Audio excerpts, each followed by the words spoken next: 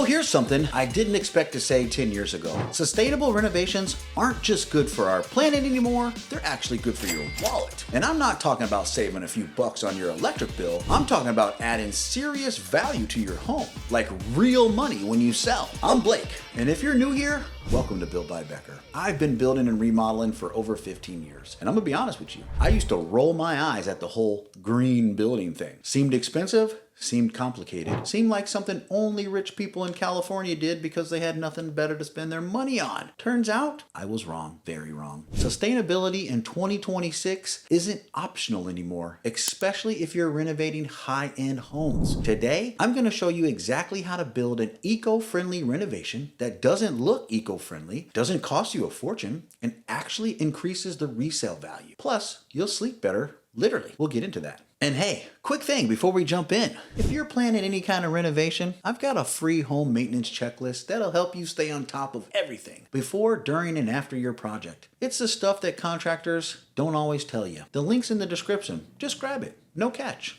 It's free. So, how to go green without looking like you tried too hard. The thing about luxury home buyers in 2026 is that they're not the same people they were 5 years ago. They're younger, they're savvier, and they care about sustainability. Not just because it sounds nice, but because they've done the math. Green certified homes are selling 8% to 15% higher than non-certified homes. In some markets like Austin, Texas, we're talking about an average increase of $25,000 in resale value. That's not pocket change. That's a new car sitting in the driveway when you sell. And today, more buyers are walking away from homes that aren't efficient. And why? Because nobody wants to inherit someone else's $450 electric bill in August. Nobody wants to move into a house where the HVAC system is already outdated and costing a fortune to run. And definitely nobody wants to deal with an indoor air quality issue that makes their kids' asthma worse. So when I say sustainability, it's not an option anymore. I mean it. If you're renovating a luxury home in 2026 and you're not thinking about efficiency and health, you're leaving money on the table, period. The good news, you don't have to sacrifice aesthetics or comfort. In fact, when done right, sustainability materials and systems, well, they often look better than cheap stuff. You have to know what to look for. Number one, high-end recycled materials. When you hear recycled materials, you probably picture something that looks, well, recycled, like rough around the edges, do-it-yourself Pinterest project vibes, maybe something you'd put in a beach house, but definitely not in your primary residence. And that's not what we're talking about here. Let me tell you about recycled glass countertops. These things are gorgeous. Brands like Vertasso, Curva,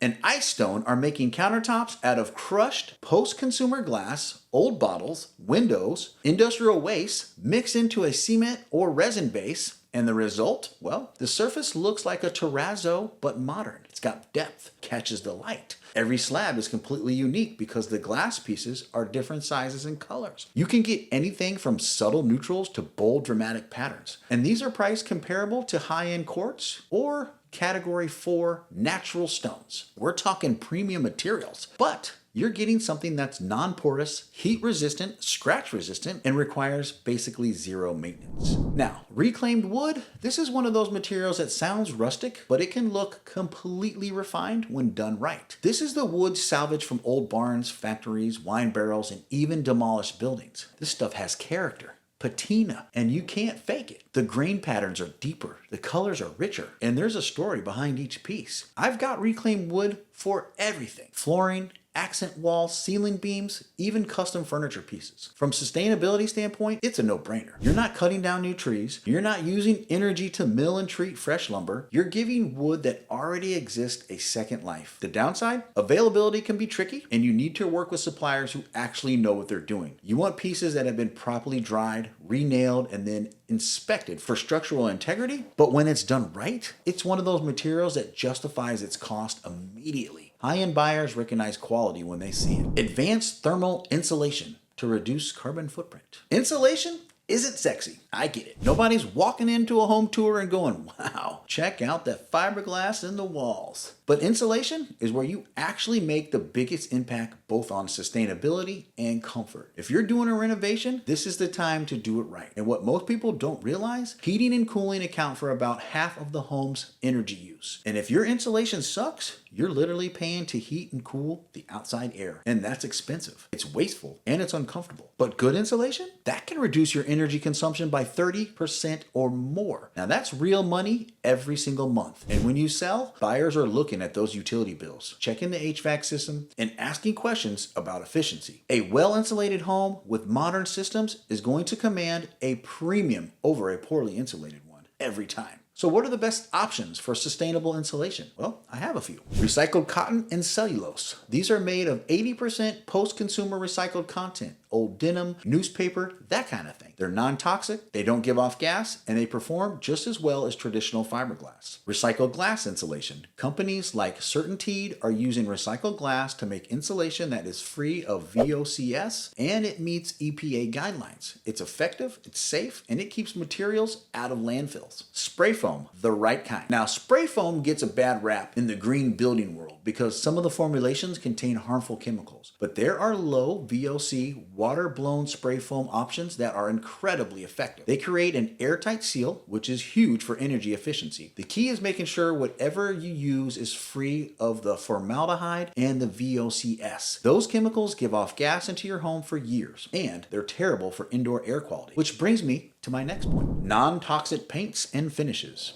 Most controversial paints contain VOCs, volatile organic compounds. These are chemicals that evaporate into the air as the paint dries, and they don't just disappear once the paint is dry. They keep off gassing for months, sometimes years. The EPA says that the indoor VOC levels can be 2 to 5 times higher than outdoor levels, and during painting, they can spike to 1,000 times higher. So what does this mean for you? Headaches, dizziness, respiratory irritation? For people with asthma or chemical sensitivities, it can be really bad. And for kids, long-term exposure to the VOCs is linked to some serious developmental issues. This is why more and more luxury buyers are asking about indoor air quality during home tours and inspections. They're not messing around. But here's the good news. Zero VOC paints are now everywhere. And they're not just hippie brands anymore. We're talking about major manufacturer. Benjamin Moore has a great eco-spec line. Green Seal certified Sherwin-Williams has Harmony, which is zero VOC. And it actually removes VOCs from other sources in the room. AFM Safe Coat is completely free of VOCs and hazardous air pollutants. These paints perform just as well as traditional paints. They cover well, they're durable, and they come in thousands of colors. The only difference is they don't make your house smell like a chemical factory for 3 weeks. It's a better experience for you, and it's a selling point when the time comes. Efficiency certifications and their impact on resale price. Let's talk about the big picture, because all of these individual choices, the recycled glass, the insulation, the paint, they add up to something bigger, a certified green home. And that certification, that's where the money is. What are efficiency certifications? Well, the big one is LEED, Leadership in Energy and Environmental Design. It's administered by the U.S. Green Building Council, and it's basically the gold standard for green building. There are 4 levels: certified silver, gold, and platinum. You earn points based on things like energy efficiency, water conservation, material selection, indoor air quality, and site sustainability. The more points you get, the higher your certification level. Other certifications include Energy Star, which focuses on energy efficiency, and green building programs like Build It Green or local equivalents. The certifications translate directly into higher resale value. Now, LEED certified homes saw an 8% increase in value on an average of $25,000 more than non-certified homes. If you're looking at immediate savings for yourself while you own your home and a higher sale price when you're ready to move on, that's a pretty solid ROI. The hidden benefit. There's one more thing we'd like to talk about, and honestly,